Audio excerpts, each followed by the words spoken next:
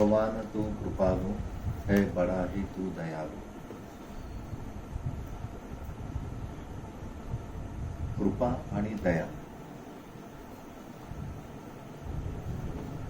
कृपेचा जो संबंध आहे ना, तो साधारणतः काही अंशी पात्रतेनुसार होतो. म्हणजे ज्याच्यावर कृपा होत असेल त्याची कशी पात्रता आहे त्याप्रमाणे त्याच्यावर कृपा होईल. आणि पात्रता याचा अर्थ असा होतो की कृपा ही वर्षासारखी वरसत असते. म्हणजे आकाशातून पाऊस पडतोय, पण एखादं छोटं झाड आहे तर ते छोटं प्रमाणात पाणी पिईल, मोठं झाड आहे ते मोठ्या प्रमाणात पाणी पिईल. आपल्या आपल्या पात्रतेप्रमाणे त्या कृपेचा स्वीकार होतो आणि पात्रतेप्रमाणे कृपेचा स्वीकार होतो आणि पात्रतेप्रमाणेच त्याची फलं मिळतात. जसं की आता पावसाळ्याच्या दिवसामध्ये आकाशातला पाऊस भेदभाव करतो का? की नाशिक शहराला एक दर्जा मिळालेला आहे म्हणून इथं जरा चांगला पाऊस, आणि एखादा डोंगरी भागातला खेडा आहे तिथे काही दर्जा नाही आहे त्यांचा कोणता, म्हणजे इथल्या महानगरपालिकेला ए ग्रेड मिळाली म्हणून इथे ए ग्रेडचा पाऊस, जिथे नगरपालिका आहे सी ग्रेड आहे तिथे सी ग्रेडचा पाऊस, किंवा ज्या ठिकाणी लोक धार्मिकता कोणत्याच तऱ्हेची मानत नाही मग तिथं कमी पाऊस, जिथं जास्त भजन कीर्तन होतं तिथं जास्त पाऊस, असा काही प्रकार आढळतो. असा प्रकार एकदा वर्षा व्हायला लागल्यानंतर अगदी लहानातले लहान नाले, नद्या, मोठ्या नद्या भरभरून व्हायला लागतात. त्यात असं नाही बघितल्या जात की ह्या नदीची लांबी 2 किलोमीटर आहे मग इथं कशाला पाऊस पाडायचा. पण एखादी नदी आहे ती 50-100 किलोमीटर 1000 किलोमीटर लांब असेल, तिच्या सेम दर्जाने ते होतं. फक्त होतं काय की लहान नदी ज्या वेळेला पाणी ग्रहण करते आकाशातलं त्यावेळेला तिचा जो प्रवाह आहे तो प्रवाह लहान लहान पोरं सुद्धा ओलांडून जाऊ शकतात. पण तेच पाणी जेव्हा मोठी नदी ग्रहण करते तेव्हा त्या मोठी नदीचा प्रवाह लहान लहान मुलं काय पण चांगले चांगले माणसे पार करायची हिंमत ठेवत नाही. त्यांना नावेचा किंवा भोपळ्याचा आधार घ्यावा लागतो, कशाचा तरी आधार घ्यावा लागतो. छोटे छोटे नाले तर उडी मारूनही पोरं पार करून टाकतात. कमरे इतकं पाणी असतं, कपडे भिजले तरी पार करून टाकतात. आणि ती जी पात्रता आहे ती पात्रता सिद्ध कशी होते? त्याच्या ग्रहण करायच्या बुद्धीनुसार. कृपा होते सगळीकडे, कृपा वर्षा होते, पण कृपेची पात्रता लागते. आणि ती पात्रता कसा परिणाम करते की पाऊस सुरू झाल्यानंतर ज्या झाडांना फळं लागतात, फुलंही लागतात, त्याही झाडावर पाऊस पडतो. पण ज्या झाडांना फक्त फुलं लागतात, फळं लागत नाही, त्याही झाडावर पाऊस पडतो. ज्या झाडांना फळंही लागत नाही, फुलंही लागत नाही, त्याही झाडावर पाऊस पडतो. ज्या झाडांच्या डाळींना फळं लागतात, त्याही झाडावर पाऊस पडतो. आणि ज्या झाडांच्या खोडालाच फळं लागतात त्यावरही पाऊस पडतो. म्हणजे झाडाची जी बॉडी आहे त्यालाच फळं लागतात. तुम्ही पाहिलंय ना असं झाड की नाही पाहिलं? कोणतं आहे? पपई.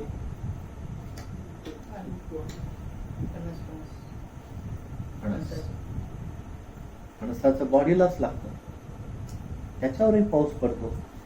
ज्या झाडांना फळं नाही, फुलं नाही, छोटे छोटे काटे आहे आणि बारीक बारीक पानं आहे त्यावरही पाऊस पडतो. ज्या झाडांना काटे थोडे जास्त आहे, पानही मोठे आहेत, त्यावरही पाऊस पडतो. बाभळीसारखं झाड आहे, भरपूर काटे, त्यावरही पाऊस पडतो. बोरीसारखं झाड आहे, फळं आणि काटे सोबत, त्यावरही पाऊस पडतो. गुलाबाचं झाड आहे, फुलं आणि काटे सोबत, त्यावरही पाऊस पडतो. गवत, अगदी नगण्य मानल्या जाणारं गवत, तिथून तर थोडे मोठे मोठे मोठे मोठे झाडं करत करत उंच दिप्पाळ झाडांपर्यंत सगळ्यांना सारखा पाऊस पडतो, परंतु पाणी ग्रहण करायची क्षमता, पात्रता ज्याची जशी असेल तसा तो घेतो. म्हणून कृपेच्या पुढे पात्र हा शब्द वापरला जातो. आपण म्हणतो कृपा पात्र. पण दयेच्या ठिकाणी पात्रता नाही लागत. मग दयाच्या ठिकाणी जसं कृपेच्या सोबत पात्र हा शब्द आहे, तसं दयेच्या सोबत कोणता शब्द आहे? तर दयेच्या सोबत शब्द आहे दृष्टी. दया दृष्टी. दया पात्र नाही म्हणत, दया दृष्टी. ही आमच्यावर तुमची दया दृष्टी राहू द्या. आणि कृपा असेल तर आम्ही कृपेला पात्र आहोत, आमच्यावर कृपा करा, पण आमच्यावर दया दृष्टी राहू द्या. दयेचा संबंध दृष्टीशी येतो. आणि दृष्टीचा संबंध कुठे येतो? की संध्याकाळची वेळ झाली आणि एकटा एखाद्या डोंगराच्या कडेला उभा आहे, सूर्यास्त होतो आहे, आकाशामध्ये निळ्या तऱ्हेचे ढग आहेत आणि अस्त जाणारा जो सूर्य आहे त्याच्या त्या प्रकाशाने त्यांना थोडी सोनेरी छटा आलेली आहे. आणि अशा वेळेला जी आठवण होते एखाद्या आपल्या प्रेमीची, तर त्याला म्हणतात दयेचा उलटा शब्द,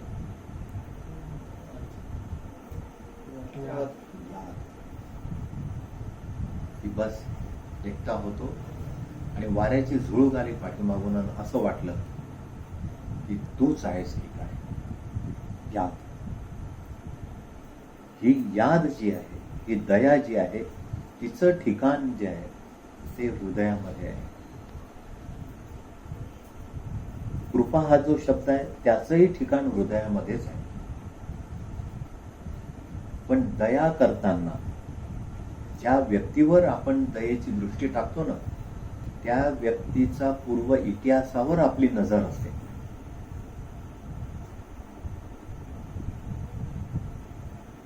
की बरेच लोक म्हणतात दया दृष्टी दाखवा आणि कल्याण करा. दयेचा अर्ज, कृपेचा अर्ज पाहिलाय का कधी? ज्या लोकांना राष्ट्रपतीकडे अर्ज करावा लागतो त्यांना दयेचा अर्ज म्हणतात. म्हणजे दया करावी लागते, दया दृष्टीतूनही केल्या जाते, पण कृपा मात्र पात्रतेवर दिल्या जाते. आणि दयेचा संबंध असतो त्याच्या पूर्वकर्माशी, की ज्याला तो म्हणतोय माझ्यावर दया करा, त्याच्याशी तो कसा वागलाय. एखादा आहे शाळा कॉलेजमध्ये उद्धट वागतोय, प्रोफेसरशी चांगलं नाही, प्रिन्सिपलशी चांगलं नाही, आणि मग त्याने सांगितलं की आता ज्या वेळेला एटीकेटी लागेल असे कॉलेजचे मार्क ते वाढून द्या, थोडी दया दाखवा. तर त्याचा जो पूर्व इतिहास आहे तो पाहून तो दयेच्या साठी लायक समजला जाईल का? त्याच्यावर दया दृष्टी होईल का? कारण दया जी आहे ना ते दृष्टीतून बाहेर दिसते, कृपा दिसत नाही.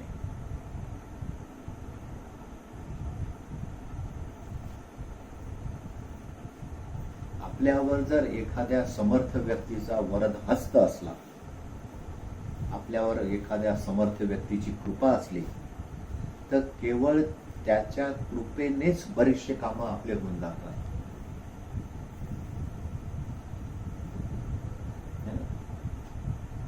हे भजन नाही काय, प्रभु आपकी कृपा से मेरे काम हो रहे हैं, करते हो तुम कन्हैया मेरा नाम हो.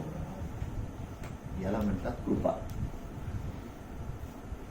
करते हो तुम कन्हैया मेरा नाम हो. तर समर्थ व्यक्तीचा हात जर पाठीशी असला, तर त्याची कृपा आपल्यावर असली, तर बरेचसे सहज कामं होऊन जातात. आणि मग लोक अचंब्यात पडतात की हेच काम आम्हाला करायचं होतं तर किती मेहनत लागली. काही ना काही तर स्वतःचा अनुभव असेलच. ज्यांच्यावर घरातल्या आईवडिलांची कृपा आहे त्यांनाही अनुभव असेल, ज्यांच्यावर हेडमास्टरची कृपा आहे त्यांनाही अनुभव असेल. आणि गृहस्थाश्रमी माणसावर जर ग्रहलक्ष्मीची कृपा असली तर काय 8 दिवसांनी पनीरची भाजी. कृपा असल्यावर काही होत. कृपा पाहिजे, मग तुम्हाला काही म्हणावं नाही लागत. पण दया जी आहे ती दृष्टीतून दिसते की एखादी व्यक्ती तुमच्यावर दया करणार आहे की नाही करणार आहे. हे कसं समजणार? तर जेव्हा तुम्ही त्याच्या समोर जाऊन उभे राहिला आणि त्याच्या डोळ्यामध्ये बघणार, त्याचे डोळे सांगतील की तो तुमच्यावर दया करणार आहे की तो अजूनही रुसलेला आहे. दया दृष्टीतून दिसते आणि कृपा कृतीतून दिसते. हा जबरदस्त फरक आहे. कारण जो कृपा करणार आहे तो डायरेक्ट कृतीतून दाखवून देतो की हा माझा याच्यावर वरत असताय, बस मी याच्या पाठीशी आहे. भले तो शब्दाने बोलणार नाही, परंतु अशी कृपा करत राहील की ते ज्याच्यावर कृपा होते त्यालाही कळत नाही की आपल्यासाठी काय काय गोळा केल्या जात आहे. हे कृपा पात्रवाल्याला कळत नाही. आणि बरेच वेळा आपण कृपेला पात्र आहोत की नाही आहोत हे ज्याच्यावर कृपा होते तो नाही डिसाईड करत, कृपा करणारा डिसाईड करतो की याच्यावर किती कृपा करायची. आणि तो भरपूर कृपा करायला जरी तयार असला तरीही त्याचं जर पात्र लहान असेल तर तो त्याच्या पात्राप्रमाणेच ती कृपा घेईल.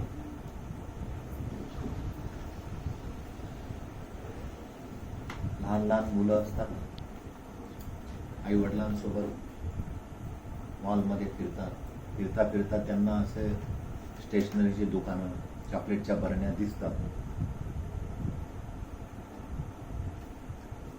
मग आईला म्हणतो की मला ते चॉकलेट पाहिजे. जातात दुकानात.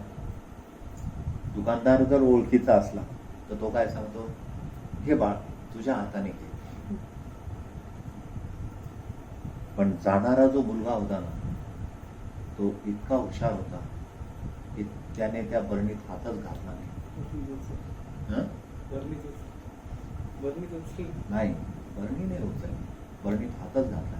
त्याने असं झाकण उघडून त्याच्या समोर दुकानदारी चाडपडे. आता हा पोरगा रडत होता चॉकलेटसाठी, झाकण उघडून पुढे करतोय, घेत नाही. आई म्हणते हे घे ना, तुला काय लागेल. तो पाच सुद्धा नव्हता तिचा. मग म्हणे तुला नको आहे का? म्हणे नाही, पाहिजे आहे. मग घे की. तेव्हा चूप.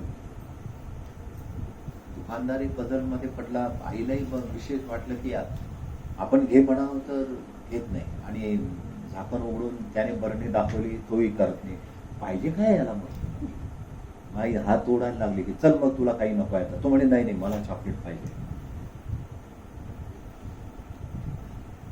ही जी तानातानी चालली होती, या तानातानीमध्ये काय झालं की दुकानदाराला दुसरं गिऱ्हाईक उभं होतं आणि हा चॉकलेट घेतल्याशिवाय जाणार नाही, स्वतः तर काही घेत नाही. त्याने त्याच्या हाताने चॉकलेट त्याच्याकडे दिले.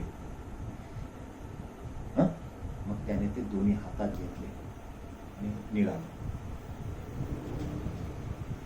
आईलाही नवलं वाटलं. अरे म्हण, तुझ्या समोर असा बरणी उघडून तो देत होता तेव्हा तुला काय झालं होतं? एक लक्षात ठेव, ज्याने बरणी उघडली होती त्याचा हात आणि माझा हात एक फरक आहे की नाही? माझ्या हाताने घेतले असते तर किती मावले असते, आणि त्याने दिले तर, कारण त्याची मूठ अशी आली ना की मला ते दोन हातात घ्यावे लागले.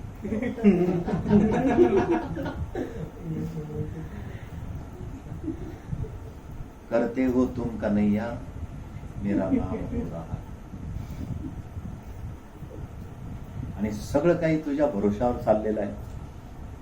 मग अशी कृपा अशीही मिळवावी लागते. लहान पोराला ते डोकवते की मी जर माझ्या हाताने घेईल तर जास्तीत जास्त 3-4 मध्ये भरून जाईल, पण हा देणारा जर देईल, याला तर म्हणायचं नाहीये की तू तुझ्या हाताने दे, पण मी जर नटून गेलो की मी नाही घेणार, तर शेवटी करील काय तो? देणारा तोच देईल ना. मग तो द्यायला लागल्यानंतर त्याचा हाताचा पंजा मोठा आहे, म्हणजे तो असं धरेल तर जास्त येतील. निश्चितच लहान मुलाच्या पेक्षा चॉकलेट जास्त येतील की जे मुलाने असे उंजळीत घेतले. त्याची बुद्धिमत्ता पाहून आईने सांगितलं की कमाल आहे, हे तर माझ्याही लक्षात नाही आलं. मोठी गंमत झाली. तुला कसं वेळेवर सुचलं? तर कृपा जर घ्यायचीच आहे ना, आणि आपला हात जर लहान आहे तर पुढे नाही करायचा, वाट बघायची देणारा. मग तो परमात्मा काय करतो की तुम्ही नुसते जाऊन दाराशी उभे राहिले, तुम्ही काहीच बोलले नाही. भगवान बुद्ध जायचे एखाद्या भिक्षा मागायसाठी एखाद्या गृहस्थाच्या दाराशी, तर ते जाऊन नुसते उभे राहायचे. त्यांनी असं म्हटलं नाही भिक्षान देही अलक निरंजन वगैरे, काही नाही, काही नाही, शांत उभे राहायचे. एक ठराविक वेळ होतं, उभे राहिले. जर आलं कोणी तर ठीक, नाही तर पुढच्या घरी. पण कृपा जास्त प्रमाणात मिळवण्याची किती भारी आयडिया आहे. दया बंधनातून सोडवते आणि कृपा जे आहे ते सुख वाढवते.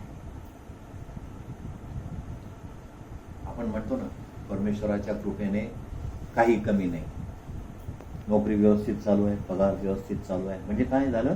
सुख वाढतंय. कृपेने काय होतं? सुख वाढतं. आणि दयेने काय होतं? बंधन तुटतं. एखाद्या अपराध्याची शिक्षा कमी करायची असेल तर प्रत्येकाला अधिकारानुसार त्याला ते सांगितलेलं असतं की तुम्ही याच्यावर किती दया करू शकता. राईट्स दिलेले असतात. म्हणजे दया केली की बंधन सुटलं, पण कृपा केली की सुख वाढलं. हा थोडा फरक आहे. म्हणून दयेच्या बाबतीमध्ये दया दृष्टी, दयेचा अर्ज असे शब्द जोडून वापरले जातात, पण कृपेच्या बाबतीमध्ये कृपा पाहतात.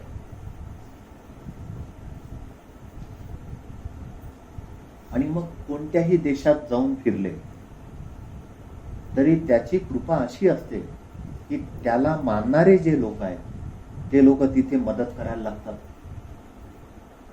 आणि मग लक्षात येतं की जोपर्यंत मी संसाराची कृपा झाली पाहिजे म्हणून संसारात काम करत होतो तोपर्यंतच त्रासात होतो, पण ज्या दिवशी तुझ्या नावाचा शिक्का मारून घेतला ना त्याच्यानंतर सगळं बदललं, कारण कृपा व्हायला लागली.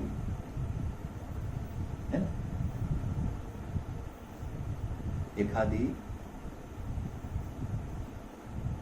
स्त्री आहे, व्यवस्थित आहे, सुंदर आहे, गौरवर्ण आहे, शिकलेली आहे, थोडे गुणही आहे, परंतु ज्या घरात ती जन्माला आली त्या घरातले आई वडील गरिबी आहे, म्हणजे त्यांची आर्थिक परिस्थिती बरोबर नाही, हातातोंडाशी खेळ असतो, रोज काम झालं, पैसा मिळाला तर खायला मिळेल, अशा कुटुंबातली स्त्री, आणि ती विवाहास योग्य झाली. आई वडिलांना चिंता असते की आता हिचं काय करावं. आई वडिलांशी जोडलेली आहे तोपर्यंत ती दरिद्रावस्था भोगत असते, कारण त्यांची जेमतेम परिस्थिती आहे. त्यामुळे खाणं सुद्धा कसं साधंच, भाजी पोळी किंवा ठेचा भाकरी, पिठलं भाकरी, असं साधं खाणं. एखाद्या वेळेला सणाच्या दिवशी वरण भात पोळी झाली तर तिला मोठं मोठं वाटतं की आमच्या घरी आज वरण भात झाला. आता हे आम्ही खेड्यात लहानपणी पाहिलंय की एखादा सण आला ना की सणाच्या दिवशी वरण भात चपाती एरवी माहीत नसायचं. एरवी भाकरी भाजी मिरच्या हेच माहीत होतं नाही. खेड्यामध्ये तर तसंच होतं. कपडे सुद्धा कसे की वर्षाला एखादी साडी, चांगलं एखादं ब्लाऊज घेतलं तर ते खूप खूप घालून सगळ्यांना दिशेपर्यंत मग ते झिजवून टाकणार. चांगले वस्त्र, एखादा चांगला ड्रेस असला राखून ठेवणार. मग कोणाचं लग्न आहे, काही एखादा दिवाळीचा दिवस आहे, मग त्या सणासुदीला ती घालणार. म्हणून पूर्वी जे असे चांगले चांगले कपडे असतात ना, ते रोज नव्हते घालत. सण आला की मग ते काढायचे बाहेर. आता ज्या कुटुंबात मर्यादित अर्थप्राप्ती होते त्या कुटुंबामध्ये त्या स्त्रीला हौस करता येईल का? आणि मग गावातले लोक वडिलांना म्हणायचे मुलीच्या की काय मग कधी करताय मुलीचं लग्न? वय तर झालेलं आहे, मग आता ह्या वयात तर करायलाच पाहिजे ना. आमचं नाही काय, एक भाऊ होता, मग त्याची ह्याच वयाची मुलगी होती, त्याने करून टाकलं. वडील काय करणार? पण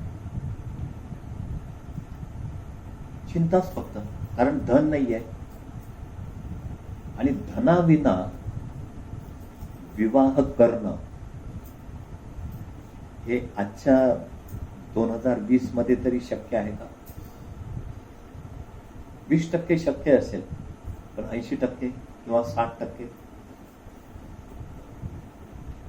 साधारणतः आई वडिलांची परिस्थिती, मग तुमचे वडील काय करतात, वडिलांना किती भाऊ आहे, मग त्यांच्या काही फॅक्टरी आहे काय, ते कुठे कामाला आहे, मग त्याच्यावरून हे ठरवतात की आम्हाला कोणतं मंगल कार्यालय तुम्ही देणार. कारण काय, तर वडील क्लास 1 ऑफिसर होते, तर मग आम्हाला चांगल्यातलं उत्सव मंगल कार्यालयच लागेल. आणि नाही काही तर लग्नामध्ये हौसमौज म्हणून तुम्ही मुलाच्या अंगावर काही तर घाला. म्हणजे मागत नाही म्हणे आम्ही, पण तुम्ही काही तर घाला. मग ते हळूहळू सांगायचं. मग असं नाही, आता मग लग्नामध्ये काय मुलाला पायी फिरवायचं का? घोडा तर आणालच ना. मग घोडा आणाल तर घोड्याच्या समोर काय ते पोट झोडे लावणार का? पॅन्ट तर चांगलाच लावावं लागेल. असं करत करत करत त्याला 7-8 लाख 10 लाखाचं बिल करून टाकतात. आणि त्यात ही महामारी सुरू झाली. सगळं बंद. लग्नाची तारीख तर ठरली. मग यांचं गणित बदललं. 20 लोकात लग्न लावायचं आहे, किती खर्च वाचला? 6 लाख. मग ते 6 लाख आहे ना, काय कराल? मुलाला देऊन टाका. नवर आहे. कारण काय, तर आता गर्दी करायचीच नाही ना. 20-25 लोक न्यायचे आहे आणि घरातच लग्न लावायचं आहे. मग किती वाचले तुमचे? मग हे काम मुलावाल्यांना करावं लागतं आणि ते करतात आवडीने. आणि सगळं आठवून आठवून करतात. काय काय वाचलं रे? मग ते जेवण वाचलं, म्हणजे मग 5-6 लाख तर जेवणाचेच वाचले, 2 लाख याचे वाचले, बँडवाला वाचला, म्हणजे तो खर्च नाही झाला. मग तो सगळा खर्च कुठे गेला? तर तो मुलीच्या वडिलांकडे. मग मुलीच्या वडिलांना सांगण्यात येते की असं करा, नाहीतरी तुम्ही हे करणारच होते, खर्च तुम्ही करणारच होते. तुम्ही सांगितलं की 15-16 लाख लागले तरी चालेल, पण आता या बाहेरच्या परिस्थितीला अनुसरून खर्च करू शकत नाही. तर अनायसे एक गाळा पाहिलेला आहे, त्याचा ऍडव्हान्स टोकन म्हणून तुम्ही जरी दिलं तरी चालेल, आम्हाला नको आहे. हे मोठी गंमत. आणि त्यात दरिद्र्याची कन्या असली तर मग तर ते सांगतात ना, ते काय आहे, मुलगी पसंतही पडली असती म्हणा, परंतु काही गोष्टी मग जरा असं सांगत नाही मी, पण बोलताना काही गोष्टी पण जरा बघावं लागतात आणि तुम्हाला समजायला पाहिजे. म्हणजे आम्ही कशाला सांगायचं? आम्हाला जे बोलायचं ते डायलॉग आहे, तुम्हीच बोला. आणि अशी ती दरिद्र्याची कन्या शेतावर जायला निघाली. सकाळची वेळ होती. सगळ्या गायी जंगलामध्ये निघाल्या होत्या. रस्त्याने धूळ उडत होती आणि उडणाऱ्या धुळीच्या मागे शेतावर काम करायकरता आईसोबत डोक्यावर आखरीचं टोपलं हातामध्ये फावडं आणि काखेत एक घागर पाण्याची, आणि आईच्या पुढे पुढे पुढे पुढे चालली होती. गाईचा लोंढा पुढे चालत होता. त्या धुळीमध्ये अजून एक धूळ उडायला लागली समोरून. कच्चे रोड गावाचे, आणि अचानक एक छोटीशी कार येऊन थांबली. कार थांबली, दरवाजा उघडला गेला. एक तरुण बाण मुलगा बाहेर आला आणि त्याने ते जे जात होते त्यांनाच विचारलं की XYZ पर्सन कुठे राहतात. ती बाई चाट पडली. ती बाई म्हणे आमच्याच घरच्यांचं नाव आहे. म्हणे मला त्यांना भेटायचं आहे. म्हणे का बरं? तोपर्यंत मुलगी थोडी पुढे होती. तिला बोलवलं मागे की सुमन मागे हे बघ हे काय म्हणताय. त्याने म्हटलं तुम्ही त्यांच्या कन्या आहेत का? ती म्हणे हो. अजून 2 लोक बाहेर उतरले. त्यांनी सांगितलं तुमचं घर कुठे आहे? म्हणे का बरं काय? म्हणे काही नाही, बसा गाडीत, तुमच्याच घरी चाललोय. आणि दोघींना गाडीत टाकलं. ते तर विचारच करत राहिले की काय. कधी बैलगाडीत कोणी बसू दिलं नाही आणि AC कार मध्ये बसले. घरी गेले, जशी दाराशी कार लागली सगळं गाव पळा झालं. काय झालं काय झालं असं, याच्या दाराशी कार कशी काय? याला सारवायला शेण नाही देत कोणी, अंगण सारवायला, याच्या दाराशी कार आली. सगळे चकित झाले. पाहिलं तर काहीतरी लोक उतरले, मुलगी उतरली, ते भाकरीचं टोपलं, त्यांची धावपळ उडून गेली की अरे हे काय कपडे घातले, चांगले घालू नये, काय कोण पाहुणे कळेच ना काही. आतमध्ये गेले. त्या लोकांनी हात जोडून सांगितलं की आम्हाला तुमच्या मुलीचा विवाह तुम्ही करणार आहात असा निरोप लागला होता आणि आम्हाला तुमची मुलगी पसंत आहे. स्थळ कसं आहे? AC कार वापरणार. आता इथं गंमत बघा. ही गोष्ट मी गंमत म्हणून नाही सांगत आहे, टर्निंग पॉइंट आहे. कशी कृपा होते. दरिद्री माणूस, खाटा नाही नीट, कसे तरी बसवले. लोकांच्या दाराच्या खुर्च्या भीक मागून आणल्या की यांना बसायला खुर्ची द्या, थोड्या वेळाने आणून देतो. पाहुणे आले. सगळ्या लोकांना वाटलं ह्याच्या दाराशी कार आली. आणि लोक कसे आहे, जन हे सुखाचे दिल्या घेतल्याचे. जन कसे असतात, तुम्ही देत घेत राहिलं तर ते खुश राहतात आणि तुमच्याकडची श्रीमंती पाहून तुमच्याशी दोस्ती करतील. ह्याच्या दाराशी कार उभी राहिल्यावर बाकीचे जे कधीच बोलत नव्हते ते आले. भाऊ काही लागलं तर सांगा बरं. भाषा बदलून गेली. अजून काहीच ठरलेलं नव्हतं. आणि हे बघा, चिंता नका करू, आपण आहे. त्यालाही नवल वाटायचं. कालपर्यंत तर ढुकून पाहत नव्हते आणि आता असं काय झालं. अचानक सगळा माहोल बदलला. आजूबाजूच्या बाया येऊन येऊन बसल्या. कुठले पाहुणे, काय झालं. तर त्यांनी सांगितलं की आम्हाला 1 महिन्यापूर्वीच कळालं होतं तुमच्या मुलीविषयी आणि आम्हाला मुलाचं लग्न करायचं आहे. हे बघा हा मुलगा आहे. तो म्हणाला पण माझ्याकडे तर काहीच नाही. म्हणे आम्हाला माहिती आहे, तुमची परिस्थिती आम्हाला माहिती आहे, पण विवाह सोहळा थाटात होईल आणि ह्याच गावात होईल. मग तर त्याचा आनंद. तो म्हणे पण इथे काहीच सोय नाही. म्हणे काही काळजी नाही, शहरातून चांगल्यातला मंडप आणू. म्हणे माझं घरासमोर तर अशी गल्ली छोटी आहे, 15-20 फुटच जागा असेल, चिंता नाही. गायरानात मांडव टाकू, अख्ख्या गावाला जेवणाचं आमंत्रण. ते असं काही माहोल झालं की आजूबाजूचे लोक त्यांच्या घरातून डोकावून पाहत होते, ऐकत होते. आता ते येऊन पुढे पुढे सहभागी व्हायला लागले की लगेच त्या बाईला की वहिनी काही साखर चहा लागला तर सांगा, आपल्याकडे गॅसवर करून देऊ बरं, तुम्ही काही चूल पेटवू नका. भाषा बदलून गेली, वागणं बदलून गेलं. लगेच मस्त मस्त गप्पा मारायला लागल्या.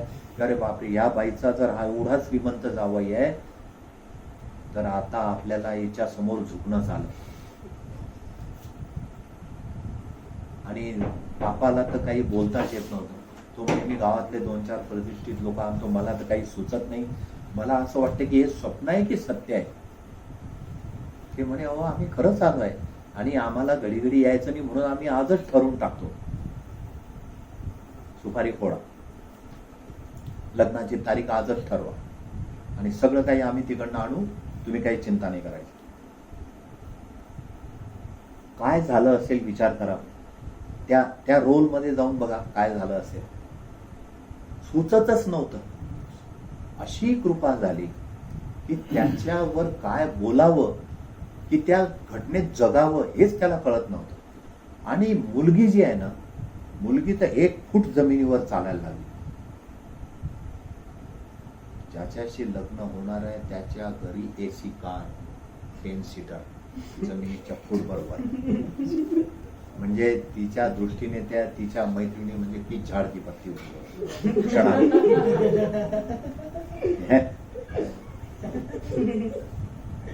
काय झालं, घटना काय घडली. दरिद्री कुटुंबातली कन्या श्रीमंत व्यक्तीने पत्नी म्हणून पसंत केली, एवढंच झालं. लग्न झालं होतं का, बोलणी चालू होती की नाही, त्यांना बोलायला सुचत होतं का त्या आनंदाच्या भरात, की आता पुढे काय करायला पाहिजे, कोणालाच कळत नव्हतं काय चाललंय. पण चेंज कसे झाले.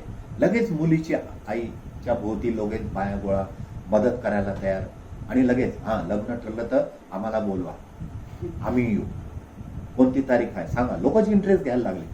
चला काढा, गेला गाडीवर ब्राह्मणाला घेऊन आला, लगेच तारीख. म्हणजे जे कधीच त्यांना विचारत नव्हते की दरिद्री आहे म्हणून जाऊ द्या, यांना काय व्हॅल्यू द्यायची. जसा पैसा, जशी गाडी दाराशी आली ना, तुम्ही बघा नाही तर चांगल्या कंपनीची एखादी गाडी दाराशी लागली की कुठून तरी आपले मित्रपरिवार किंवा कुठून फोन येतो, कसं काय चाललंय, काही नाही, सहज तुमची आठवण आली म्हणून बोललो. अरे मग गेल्या 5 वर्षापासून तर ओळख होती, पण मग आता मर्सिडीज घेतली असं कळालं. आता आपण विचारू, कार घेतल्यानंतर काय परिणाम झाला, खरं सांग. जे कधी बोलत नव्हते ते आहे की नाही, तरी मारुतीच आहे. म्हणजे स्विफ्टच घेतली होती, पण खरंच परिणाम तू अनुभवलाय की नाही. तू जन हे सुखाचे दिल्या घेतल्याचे. फक्त श्रीमंत व्यक्तीने पसंत केली एवढीच घटना घडली, गाव पाठीशी होऊन गेलं. तसं एकदा फक्त डिक्लेअर झालं पाहिजे की बस मी त्या परमात्म्याचा आहे, परमात्म्याचा शिक्का तुमच्यावर पडला की अख्खं गाव तुमचं होतं. तुम्ही त्याला भेटाल, तो तुम्हाला भेटेल, त्याचा अनुभव येईल, ते वेगळं. लोकांना एवढंच कळायला पाहिजे की तुम्ही त्याचे आहे, बस.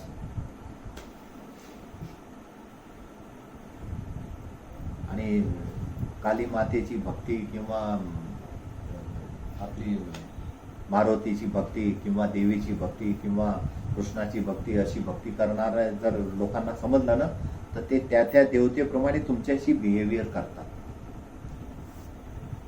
तुमच्या घरात जर कालीचा फोटो असला तर कोणी जास्त तुमच्या नादी लागणार नाही, कारण ते काली मातेचे भक्त आहे. काली कलकत्तेवाली मेरा वचन न जाए खाली, असे घाबरतात काली. एकदा कालीचा शिक्का पडला ना, विवेकानंद परदेशात चालला गेला, 1 रुपया नव्हता जवळ, काली मातेचा शिक्का होता. काय होतं शिक्षण रामकृष्ण परमहंसाकडे काहीच नव्हतं, पण काली मातेचा शिक्का होता. त्यांच्या किती शाळा त्यांच्या नावावर आहे. कृपा कोणाचे तरी होऊन जा, त्याने कृपा होते, आणि ती कृपा झाली, तो शिक्का बसला, हे सगळं भविष्य बदलून जातं.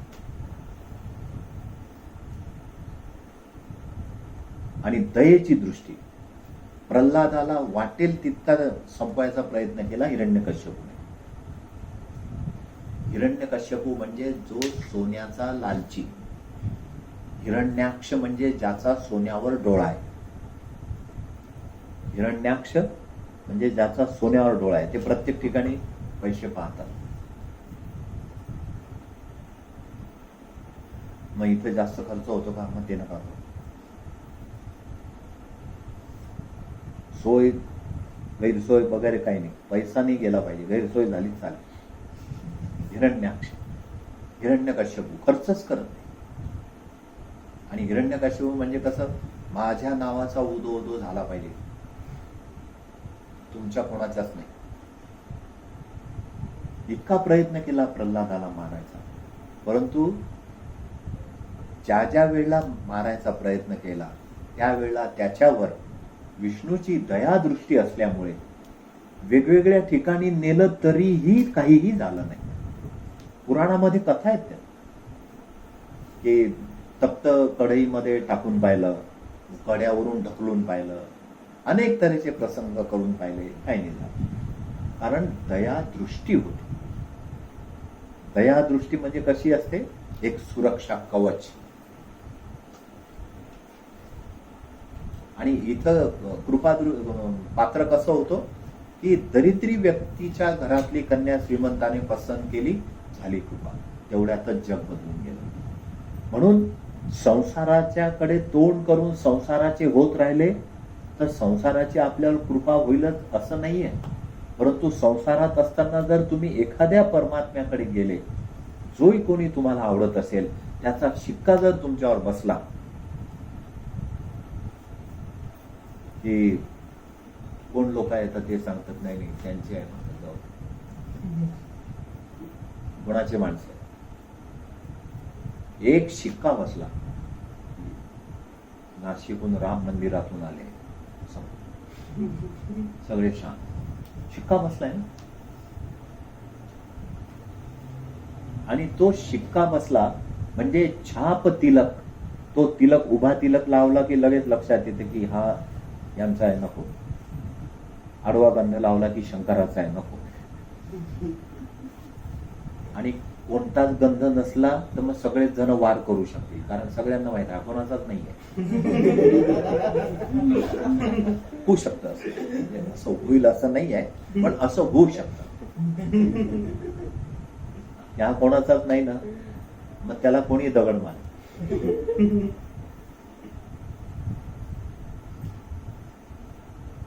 मोकाट पशु जे असतात त्यांना जास्त त्रास आहे, की ज्यांच्या गळ्यामध्ये मालकाचा सिंबॉल आहे त्यांना जास्त त्रास आहे.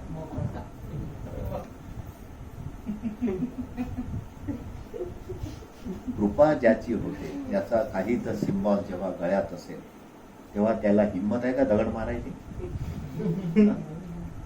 तो जरी अचानक रस्ता चुकला तरी लोक सांगतात भाऊचा पुत्र आहे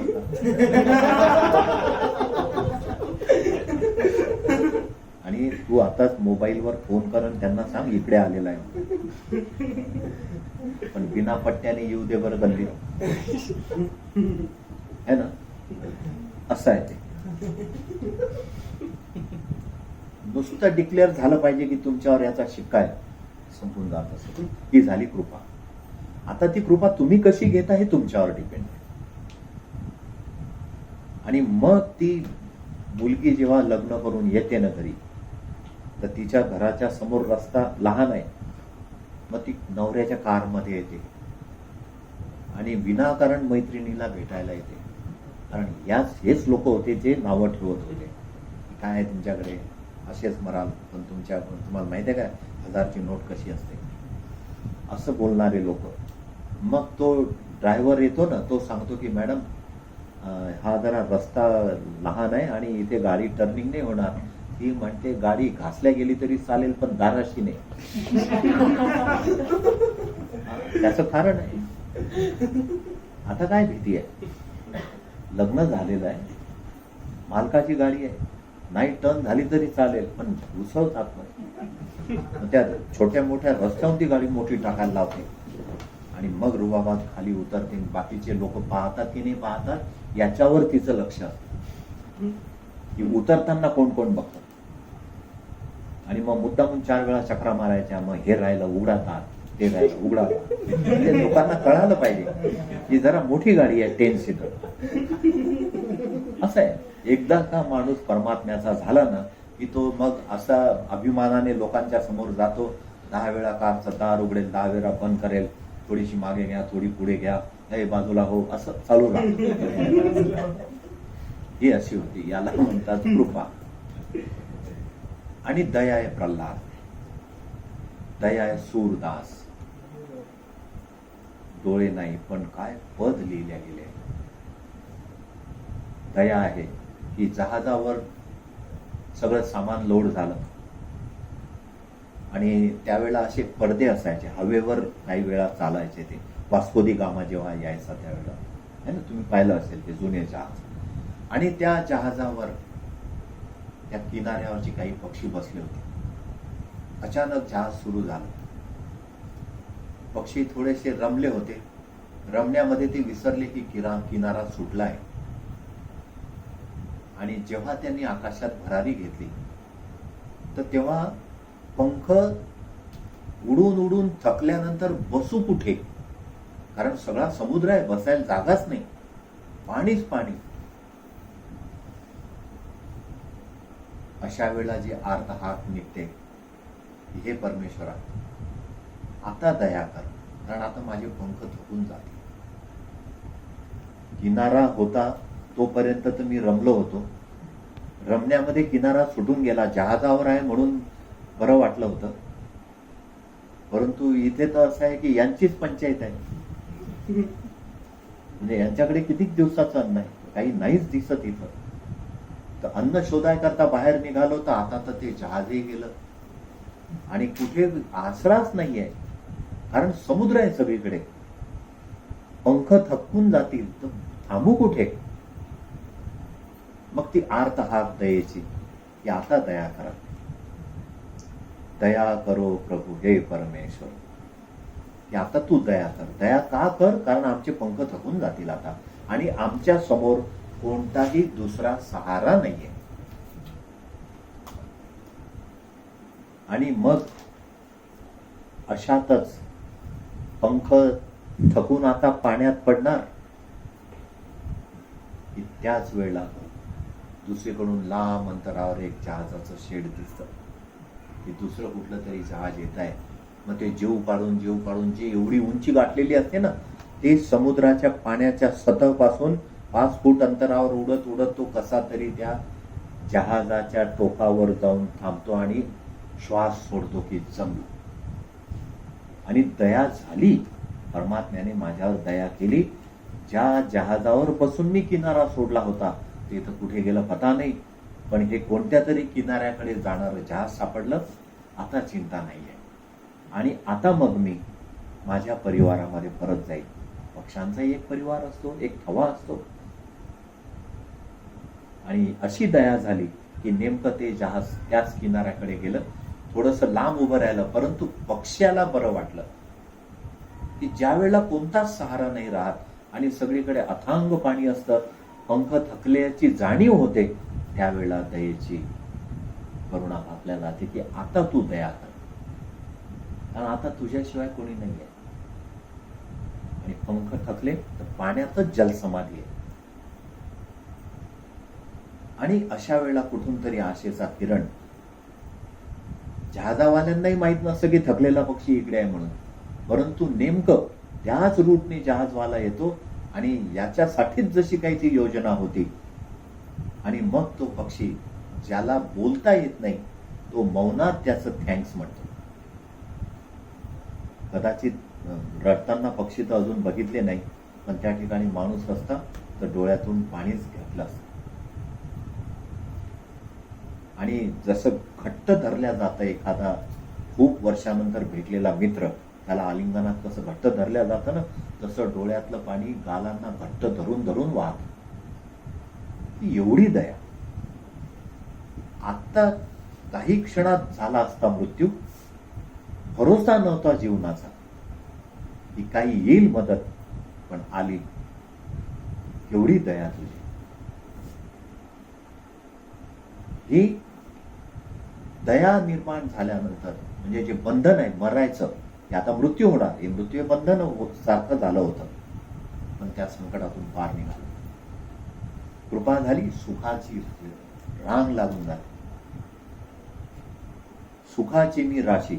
संत जेव्हा परमात्म्याच्या पायाशी गेले तेव्हा त्यांनी सांगितले की भगवंता, या गावात जर धनवान कोणी असेल, ह्या गावात जर श्रीमंत कोणी असेल तर तो मी असेल, कारण मी तुझ्या पायाजवळ येऊन थांबलो आणि तुझ्या पायाजवळ सुखाच्या राशी आहेत. जसं त्या महालक्ष्मीच्या पूजेच्या वेळेला धान्याच्या राशी करतात ना, गव्हाची तांदूळाची रास, तशी रास आहे सुखाची.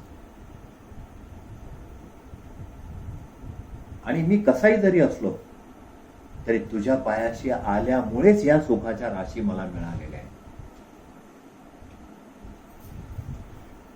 म्हणजे मग तो हे नाही पाहत की मी तुझ्यासाठी काय केलं, तो म्हणतो तू माझ्यासाठी सुखाची रास आहे. आणि बंधन जेव्हा येतं, संकट जेव्हा येतं, त्यावेळेला दयेची हाक मारल्या जाते, करुणा भागल्या जाते. जसं गजेंद्राचा पाय मकराने धरला आणि नातेवाईक लोक आता सगळे संध्याकाळ झाली म्हणून घरून निघून गेले. कुटुंबातले लोक निघून चालले की हा तर मरणारच आहे, याला बाहेर काढायच्या भानगडीत आपलाही जीव जाईल. मग ती बाई होती ती मुलांना घेऊन चालली गेली, एकटा राहिला. आणि तो मगर काही पाय सोडत नव्हता. त्यावेळेला आठवण आली आणि दया करा म्हणून तो सरोवरामधलं एक कमळ उचललं, भिरकावला आकाशात. आणि भगवान विष्णूंनी सुदर्शन चक्राने त्या मकराचा शिरच्छेद केला आणि त्याला वाचवलं.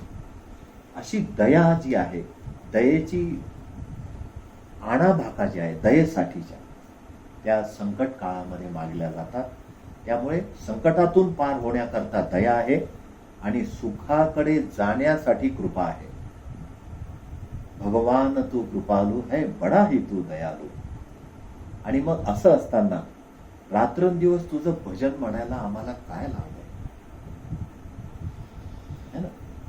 आम्ही का बरं हैगई करू, रात दिन भजन तेरे गाव. मग त्याच्यामुळे असं वाटतं की तुझ्याशिवाय कोणाचं भजन करावं. भजन करावं तर तुझंच.